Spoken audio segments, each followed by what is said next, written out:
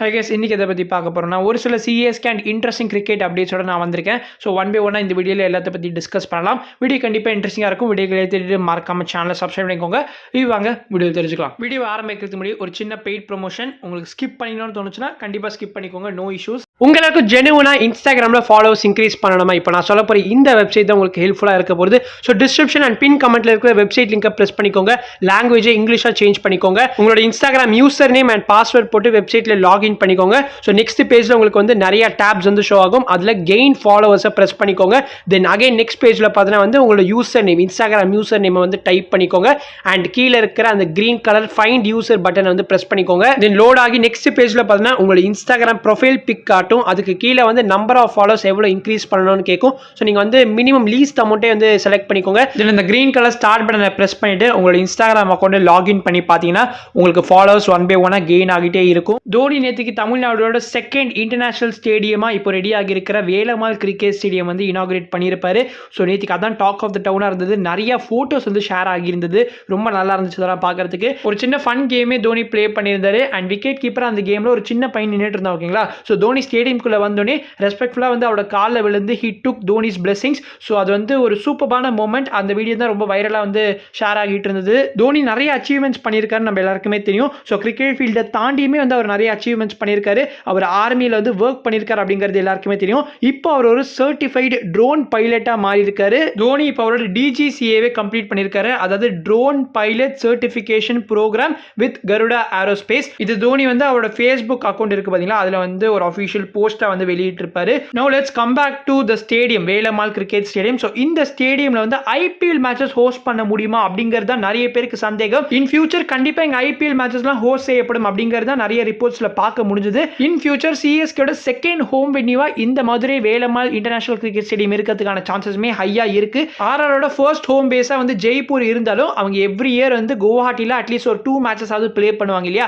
அந்த மாதிரி இங்கேயுமே நம்ம சிஎஸ்கேமே பண்றதுக்கான சான்சஸ் இருக்கு. பட் அதுக்கு நம்ம வெயிட் பண்ணி தான் ஆகணும். ஏன்னா இந்த ஸ்டேடியம் இனிமேல் டெவலப் பண்ணோம். இப்போதைக்கு வந்து TNPL and domestic PCA matches வந்து ஹோஸ்ட் செய்யப்படும். அதுக்கப்புறமா இன் ஃபியூச்சர் ஐபிஎல் மேட்சஸ் நடத்தலாம். மதுரையில் ஸ்டில் ஒரு இன்டர்நேஷனல் ஏர்போர்ட் கிடையாது. அது ஒரு மேஜர் டிராபேக். அண்ட் ஸ்டேடியமோட கெப்பாசிட்டியுமே ஒரு மேஜர் டிராபேக் தான். பிகாஸ் இந்த ஸ்டேடியமோட கெப்பாசிட்டி இப்போதைக்கு ஒரு 7,300 சொல்லியிருக்காங்க. பட் இந்த coming years it is expected to be expanded to 20,000. So maybe அந்த டைம்ல வந்து நம்ம ஐபிஎல் மேட்சஸை எதிர்பார்க்கலாம். சிஎஸ்கே என்ன பொறுத்த வரைக்கும் சென்னையை மட்டும் ரெப்ரசென்ட் பண்ற ஒரு பிரான்ச்சைசி கிடையாது. இது ஹோல் ஆஃப் தமிழ்நாடு ரெப்ரசென்ட் பண்ற ஒரு பிரான்ச்சைசி தான். Dhoni is not just a player, he's an emotion அப்படிங்கிறது நேத்திக்கு ஒன்ஸ் அகைன் ப்ரூவ் ஆகியிருக்கும். ஏன்னா மதுரை மக்கள் அவ்வளோ அன்பு தோனிக்கு காமிச்சாங்க.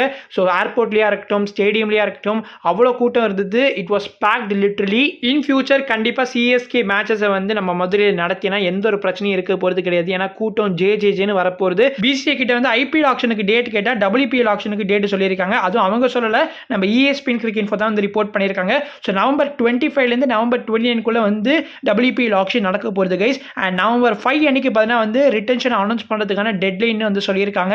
இந்த WPL 2026 தான் வந்து 4th edition. So first season வந்து MA வேர் த சாம்பியன்ஸ், செகண்ட் சீசனில் வந்து RCB அண்ட் தேர்ட் சீசனில் அகைன் MA தான் வந்து சாம்பியன்ஸ் ஆகியிருப்பாங்க. இப்போ இந்த 4th சீசனில் அதே 5 டீம்ஸோட தான் கண்டினியூ ஆக போகுது. இனாகுரல் WPL சீசன் அப்போ ஐ திங்க் என்ன சொல்லியிருந்தாங்கன்னா நெக்ஸ்ட் மெகா ஆக்ஷன் அப்போ 1 or 2 நியூ டீம்ஸ் வந்து ஆட் செய்யப்படும்னு சொல்லியிருந்தாங்க. ஆனால் அதுக்கான எந்த ஒரு ப்ராசஸும் நடக்கல போல. மேபி நெக்ஸ்ட் மெகா ஆக்ஷனுக்கு முன்னாடி ஒரு நியூ டீம் ஆட் செய்யப்படலாம். சரி, இப்போ வந்து இந்த WPL ஆக்ஷனோட ரூல்ஸுக்கு வருமே. ஸோ இந்த மெகா ஆக்ஷன்றதுனால வந்து மேக்ஸிமம் 5 பிளேயர்ஸ் தான் ரீடைன் பண்ணிக்க முடியும். 15 crores is the total team purse. So நீங்கள் வந்து 5 பிளேயர்ஸையும் ரீடைன் பண்ணி 5 ஸ்பாட்ஸுமே முடிச்சிட்டிங்கன்னா உங்களுக்கு வந்து ரிமைனிங் வந்து 5.75 crores தான் வந்து இருக்கும். ஸோ நீங்கள் 9.25 crores வந்து உங்களோட பர்ஸ்லேருந்து டிடக்ட் ஆகிரும். ஸோ நீங்கள் எவ்வளோ பிளேயர்ஸை ரீடைன் பண்ணுறீங்களோ அதை பொறுத்து தான் உங்களோட பர்ஸ் ரிமைனிங் இருக்கும். அண்ட் இன்கேஸ் நீங்கள் 5 ஸ்பாட்ஸுமே யூஸ் பண்ணிட்டீங்கன்னா உங்களுக்கு எந்த ஒரு RTMும் இருக்காது. ஸோ 4 ஸ்பாட்ஸ் வந்து நீங்கள் யூஸ் பண்ணிட்டீங்கன்னா உங்களுக்கு ஒரு RTM இருக்கும். லைக்வைஸ் மற்ற ஸ்பாட்ஸுக்கு நீங்கள் அப்படியே கால்குலேட் பண்ணிக்கலாம். நவம்பர் 5 அன்னைக்கு பார்த்தீங்கன்னா WPL ரிட்டன்ஷன் லிஸ்ட் வந்து ரிலீஸ் ஆகிரும். நவம்பர் 7 எல்லா ஃப்ரான்ச்சைசிஸும் வந்து அவங்களோட லிஸ்ட் ஆஃப் பிளேயர்ஸ் வந்து சப்மிட் பண்ணி ஆகணும். அதாவது எந்தெந்த பிளேயர்ஸ்லாம் ஆப்ஷனுக்கு வரணும் அப்படிங்கிற லிஸ்ட்டை வந்து சப்மிட் பண்ணி ஆகணும். Last date for player registration வந்து நவம்பர் 18 அண்ட் நவம்பர் 20 அன்னைக்கு பார்த்தீங்கன்னா BCCI வந்து அஃபிஷியலாக மெகா ஆப்ஷனுக்கான பிளேயர் லிஸ்ட்டை வந்து ரிலீஸ் பண்ணுவாங்க. இதுதான் டைம் லைன், ஓகேங்களா. நவம்பர் மந்த் ஃபுல்லாக BCCI WPL ஃபோக்கஸ் பண்ணாங்கன்னா அப்போ IPL ரிட்டன்ஷன் அண்ட் ஆப்ஷனை எப்போ தான் தான் அனௌன்ஸ் பண்ணுவாங்க அப்படிங்கிற சந்தேகம் நிறைய ஃபேன்ஸுக்கு வந்திருக்கும். WPL ஆக்ஷன் வந்து நவம்பர் 25 நவம்பர் 29 இந்த டேட்ஸ்குள்ள நடந்துரும்னு சொல்லியிருக்காங்க. அதே மாதிரி IPL ஆக்ஷன் வந்து டிசம்பர் மிட்லேருந்து டிசம்பர் எண்டுக்குள்ள கண்டிப்பா நடந்து முடிஞ்சிடும். No doubts on that. So retention எப்போ அனௌன்ஸ் பண்ணுவாங்க அப்படிங்கிறது தான் சந்தேகம். இப்போ கிடைச்சிருக்க நியூஸ் படி நவம்பர் 29 தான் வந்து WPL எல்லா ப்ராசஸும் நடந்து முடிய போகுது. ஸோ நவம்பர் 30th எடுத்துக்கிட்டீங்கன்னா சண்டே, அன்னைக்கு வந்து சூப்பரான நாள், அன்னைக்கு அனௌன்ஸ் பண்ணலாம். பட் அது டூ லேட்டாக இருக்கும் இல்லையா, அதனால மேபி நவம்பர் மிடில் அனௌன்ஸ் பண்ணி முடிக்கிறது தான் நல்லது. ஆனால் அது BCA பண்ணுவாங்களா அப்படிங்கிறத பொறுத்து தான் பார்க்கணும். இந்த வருஷம் BBL கடை கட்ட போகிறது கேரம் பால்ஸுக்கு அஸ்வின், டோ கிரஷிங் யாக்கர்ஸ்க்கு மிச்சல் ஸ்டார்க்கு. So Mitchell Starc is returning to BBL after 11 years. 2014 தான் அவரோட கடைசி அப்பியரன்ஸாக இருந்துச்சு. அண்ட் நவ் 2020 சீசனுக்கு his returning to his old team Sydney Sixers. And last 3 group stage கேம்ஸ்க்கு is going to be available அப்படின்னு சொல்லியிருக்காங்க. ஏன்னா ஆஷஸ் வரை இருக்கு. ஸோ ஆஷஸை ப்ளே பண்ணிட்டு தான் வந்து இங்கே நம்ம ஸ்டார்க் வந்து BBL ஜாயின் பண்ணுவார். So last 3 league stage games of Sydney சிக்ஸர்ஸ்க்கு ஸ்டார்க் அவைலபிளாக இருப்பார். இன்கேஸ் நாக் அவுட்ஸுக்கு சிட்னி சிக்ஸர்ஸ் தகுதி பெற்றாங்கன்னா அதுக்குமே ஸ்டார்க் அவைலபிளாக இருப்பார். லாஸ்ட் வீடியோவில் வந்து Mumbai and Maharashtra warm up கேமை பற்றி பேசியிருப்போம். ஸோ ரஞ்சி ட்ராஃபியை முன்னிட்டு இப்போ மும்பை அண்ட் மகாராஷ்டிரா வந்து கேம் ப்ளே பண்ணிட்டு இருக்காங்க. ஸோ இந்த கேமில் சிவம் டூபே மும்பைக்காக இப்போ ஒரு செஞ்சுரியுமே ஸ்கோர் பண்ணியிருக்காரு. அவரோட ரெட் ஹாட் ஃபார்மை இப்போ ரெட் பாலையுமே கண்டினியூ பண்ணியிருக்காரு. ஸோ சூப்பரான விஷயம் இது. அண்ட் சிவம் டூபே ஜஸ்ட் 63 பால்ஸில் வந்து இந்த ஒரு செஞ்சுரி கம்ப்ளீட் பண்ணியிருக்காரு. அண்ட் இந்த 3 டே வார்ம் அப் மேட்ச்ல வந்து ருத்ராஜ் எந்த ஒரு டேலையுமே வந்து பேட் பண்ணுறதுக்கு வரல. இப்போ மகாராஷ்டிரா அஃபிஷியல் ரஞ்சி ட்ராஃபி ஸ்குவாடை வந்து ரிலீஸ் பண்ணியிருக்காங்க. அங்கித் பவானி தான் வந்து சைடை லீட் பண்ணுறாரு. Ruturaj Gaikwad is also going to feature in this Ranji trophy. So மகாராஷ்டிராவோட முதல் கேம் வந்து 15th அக்டோபர் அன்னைக்கு ஆரம்பிக்கிறது. அண்ட் மகாராஷ்டிராவோட லாஸ்ட் கேம் 29 ஜனவரி அன்னைக்கு ஆரம்பிக்கிறது. So it's going to be a very long Ranji trophy season. நம்ம ருத்ராஜ் கெய்க்வாட் அஃப்கோர்ஸ் அவர் எல்லா மேட்சஸும் ப்ளே பண்ண போறாரா இல்லையா அப்படிங்கிறது தெரியல. But as he is going to be available for most of the season. IPL ரிலேட்டடாக ஒரு பிக் நியூஸ்மே பார்க்க முடிஞ்சது கைஸ். அதாவது Pat Cummins and Travis Head வந்து இப்போ ஒரு பிக் ஆஃபரை ரிஜெக்ட் பண்ணியிருக்காங்க. கரண்டாக Pat Cummins and Travis Head வந்து IPL SRHக்காக ப்ளே பண்ணிட்டு இருக்காங்க. ஸோ வேற ஏதோ ஒரு IPL ஃப்ரான்ச்சைசி வந்து Pat Cummins and Travis Head கிட்ட ஒரு ஆஃபர் வந்து முன் வச்சிருக்காங்க. என்னன்னு பார்த்தீங்கன்னா நேஷனல் டீம், அதாவது ஆஸ்திரேலியாலேருந்து ரிட்டையர் ஆகிருங்க, த்ரூ த இயர் எங்களோட ஃப்ரான்ச்சைசி எல்லாத்துக்கும் ப்ளே பண்ணுங்க. இப்போ ஃபார் எக்ஸாம்பிள் MAயோட ஃப்ரான்ச்சைசி எல்லா லீக்லையும் இருக்கு இல்லையா, அந்த எல்லா ஃப்ரான்ச்சைசிக்கும் வந்து ப்ளே பண்ணுற மாதிரி ஒரு ஆஃபரை வந்து பேட் கமின்ஸ் அண்ட் டிராவிஸ் ஹெட்டுக்கு முன் வச்சிருக்காங்க. அதுக்கு வந்து ஆஸ்திரேலியன் டாலர்ஸ் 10 மில்லியன் கொடுக்கறதுக்குமே தயாராக இருந்திருக்காங்க. இந்தியன் கரன்சிக்கு 58 crores வரும் கைஸ். ஸோ அப்படிப்பட்ட ஒரு ஹியூஜ் ஆஃபரை இவங்க 2 பேரும் ரிஜெக்ட் பண்ணியிருக்காங்க அப்படின்னு ஆஸ்திரேலியன் மீடியாஸ்லாம் ரிப்போர்ட் பண்ணியிருக்காங்க. இதெல்லாம் கேட்கறதுக்கு நம்புற மாதிரி அங்கே இருக்கு அப்படிங்கிற மாதிரி சில பேர் கேட்கலாம்.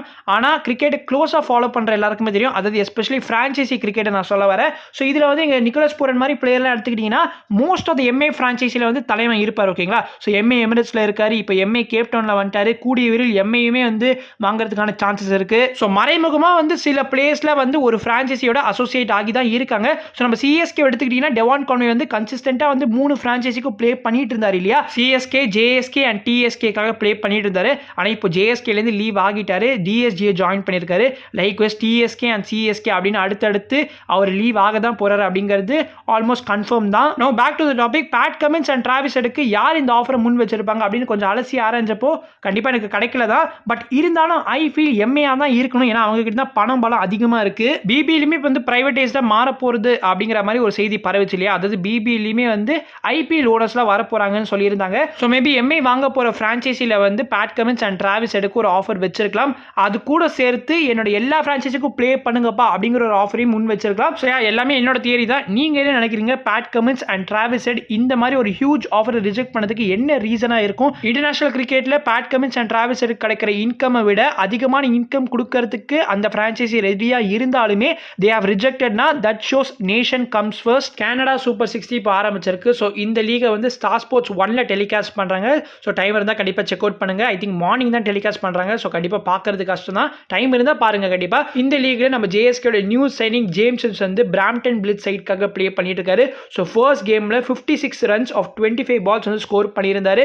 ஸோ 6 sixes அந்த ஒரு நாக்கில் அடங்கும். இந்த லீக்ல இனிமேல் இன்ட்ரெஸ்டிங்கான மேட்சஸ் பார்க்க முடிஞ்சுச்சுன்னா நான் கண்டிப்பாக அதை பற்றி ஷேர் பண்ண ட்ரை பண்ணுறேன். ஸோ அதுக்காக நம்ம சேனலை சப்ஸ்கிரைப் பண்ணி வச்சுக்கோங்க. நான் இதோட இந்த வீடியோ முடிச்சுக்கிறேன். ஸோ நம்ம அடுத்த வீடியோ சந்திக்கலாம். அது வரைக்கும் பீஷியஸ். பை.